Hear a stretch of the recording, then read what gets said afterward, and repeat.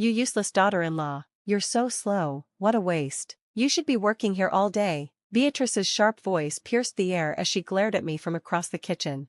I lowered my head, silently scrubbing the dishes, fighting back the familiar sting of unshed tears. No matter how hard I worked, it was never enough for her. One thought kept running through my mind: I just want to be free. Just then, Nicholas, my brother-in-law, arrived late and quietly approached me. "Are you okay? Do you need any help?" he asked, concern in his voice. I forced a small, weary smile. "This is what I deal with every single day," I replied. His face darkened with anger at my words, and without another word, he walked away. "My name is Elizabeth, and I'm 30 years old. I married Arthur last year and work an office job handling clerical tasks. My father-in-law, Charles, was once a high-ranking executive at a major trading company, now retired and financially comfortable. He gifted us the house we live in. He and Beatrice live next door." At first, my mother-in-law only asked for small favors, but over time, her demands grew. "You finish work at 5 o'clock, right? Have dinner ready by 6 o'clock, she'd say. Or, "You're free on Sundays, aren't you? Change the curtains and clean the air conditioner." Eventually, every evening and weekend was spent catering to her. My time was no longer my own. Charles, though authoritative, never questioned Beatrice's behavior. Arthur was no different. Even though we both worked, he firmly believed household chores were solely my responsibility. He never lifted a finger to help. Whenever we planned a weekend together, his mother would call, and everything else would be cast aside. Pleasing her always came first. One such weekend, Arthur went golfing with Charles while Beatrice instructed me to replace the curtains in their house. Balancing on a ladder, I was carefully switching out the drapes when a familiar voice spoke behind me. "Elizabeth, it's been a while," Nicholas said. Arthur's younger brother, Nicholas, remained unmarried and ran a small company, living far away. He rarely visited. I was nearby and thought I'd stop in. "Need help with the curtains? By the way, where is everyone?"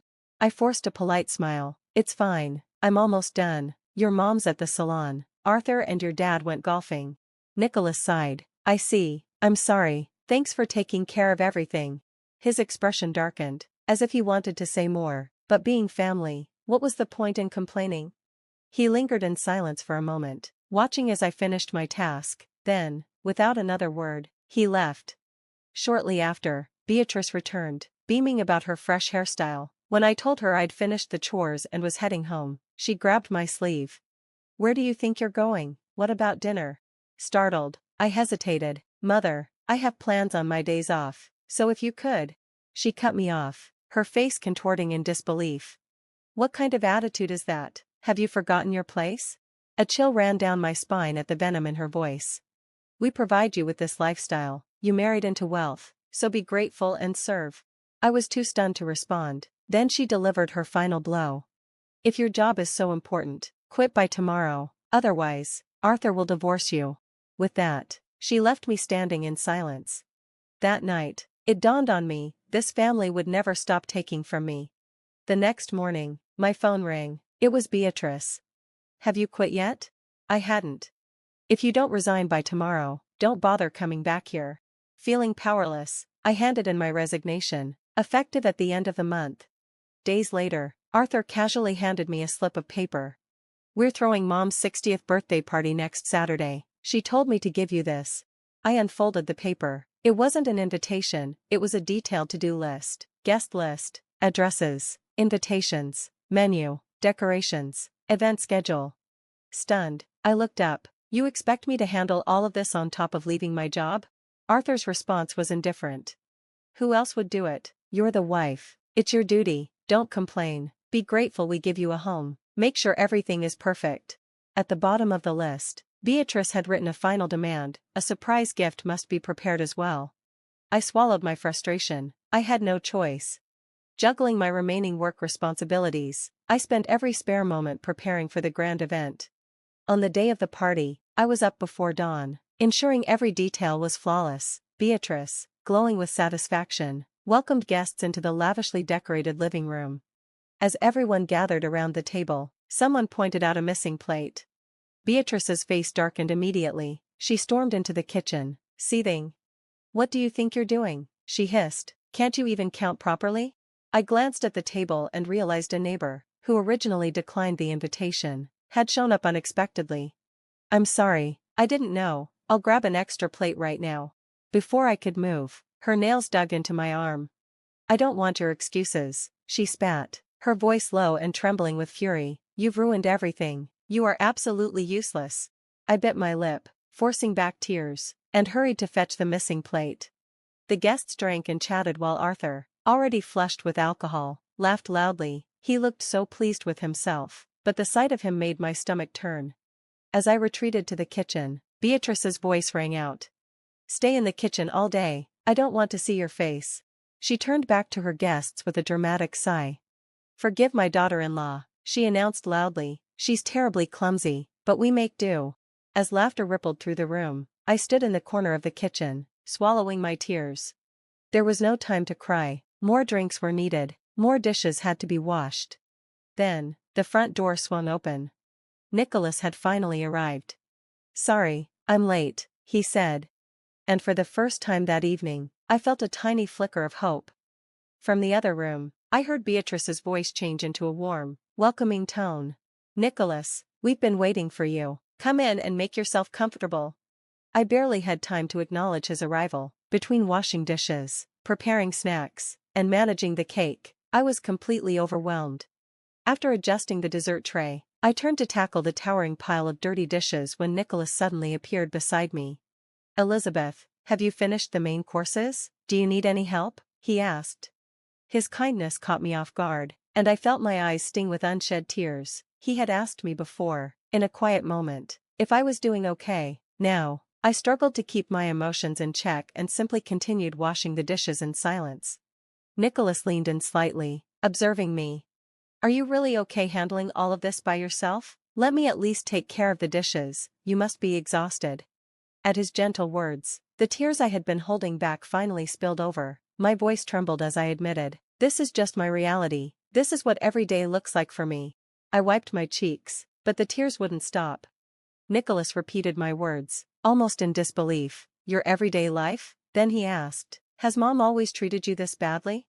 I met his gaze and nodded. "So that's why you were changing the curtains alone that day?" Another nod. "And Arthur, does he know?" This time, I nodded firmly. My husband knew, he had always known, but in his eyes, housework and family obligations were solely a woman's duty. He never tried to help, never asked if I was okay. I had long stopped hoping he ever would. Nicholas's expression darkened, his jaw clenched as a deep, angry flush spread across his face. Without warning, he stormed out of the kitchen. Alarmed, I quickly dried my hands and rushed after him, uncertain of what he was about to do. The living room was filled with laughter, conversation, and clinking glasses when Nicholas suddenly reappeared, his expression tense. Beatrice turned to him with a sugary sweet voice. "Nicholas, where did you run off to? You're always so busy with work. Come, sit down." But instead of joining the festivities, he cut straight to the point. "Mom, that's enough. Apologize to Elizabeth, right now." The room fell silent. Beatrice's smile faltered, replaced by a bewildered frown. "What are you talking about? Why should I?" Nicholas wasn't backing down. "Did you make Elizabeth handle all the cooking and cleanup for this party? Is that how it always is around here?" Beatrice's gaze flickered toward me before settling into an icy stare. My entire body tensed. "Well," she said coolly, "isn't that how things are supposed to be? In most families, the daughter-in-law takes care of household tasks. Elizabeth understands that, don't you?" She glanced around, as if expecting the guests to agree. For the first time in a long while, I found my voice. Despite my trembling hands, I stood my ground. "I have no intention of being a servant to this family. I already quit my job because you demanded it, but if this is how I'm going to be treated, I will leave." Beatrice let out a mocking snort, while Arthur sat quietly in the corner, his face dark with discomfort. Yet, as always, he said nothing. "Leave?" Beatrice scoffed. "And do what? You have no skills, no job, where would you even go?" Before I could respond, Nicholas erupted.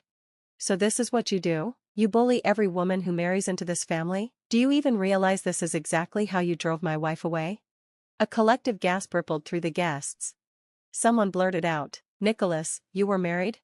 He looked away briefly before nodding. "I was. It lasted only 6 months. It ended suddenly. And it was entirely Mom's fault. Beatrice's expression finally wavered. Nicholas took a deep breath and continued, his voice strained with emotion.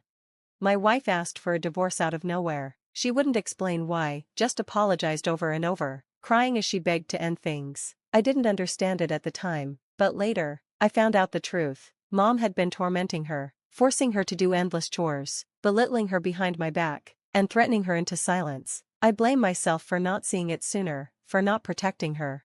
His voice grew colder.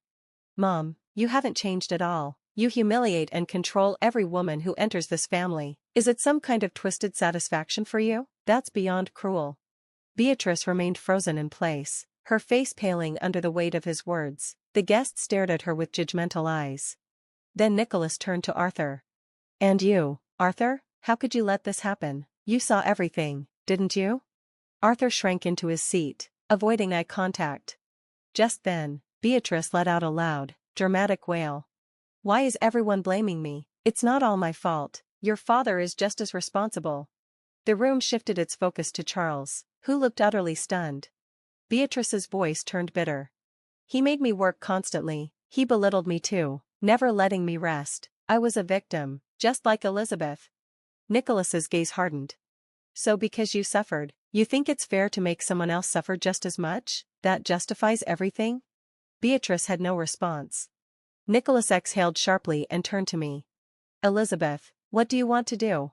I took a deep breath, considering my answer. Could I stay here, hoping things would change? With no job and no peace, would life with Arthur ever be different? Looking at Beatrice's stunned silence, Charles's avoidance, and Arthur's cowardice, my answer became clear. I turned to Beatrice and met her gaze. Mother, I'm giving you exactly what you wanted all along. I'm leaving Arthur. Think of it as your special birthday present. I picked up my belongings. I have no reason to stay in this family any longer. I hope you take this as an opportunity to reflect on your actions. Nicholas placed a supportive hand on my back as I walked out. Behind us, Beatrice's sobs filled the air. The guests stared at Arthur and Charles, waiting for them to speak, but they never did. They just sat there, their eyes fixed on the floor. The next day, I packed the rest of my belongings and left Arthur's house for good. Arthur tried to stop me, but it was too late. I no longer felt anything for him. He had stood by and watched his mother mistreat me for too long. With finality, I told him we were done. In the weeks that followed, I heard rumors that Charles and Beatrice barely spoke anymore. Their once perfect household had crumbled, but it no longer had anything to do with me. Nicholas, seeing my situation, offered me a job assisting with administrative work at his company. You made the right choice, he said one afternoon, handing me a cup of coffee, and, thanks for everything you've done. I smiled as I took the cup. Thank you. As I prepared to leave, I mentioned, I should get going, need to do some grocery shopping and laundry. Nicholas shrugged lightly. I handle all that myself. Living alone has its lonely moments, but I manage. Then, after a brief pause, he glanced at me with a small, almost shy smile. So, are you free this weekend? Want to grab dinner together? My heart skipped a beat. Warmth spread through me, not just from his words, but from the new sense of freedom I had reclaimed. Gathering my courage, I met his gaze and nodded. Thanks for watching. See you in the next video. Stay tuned.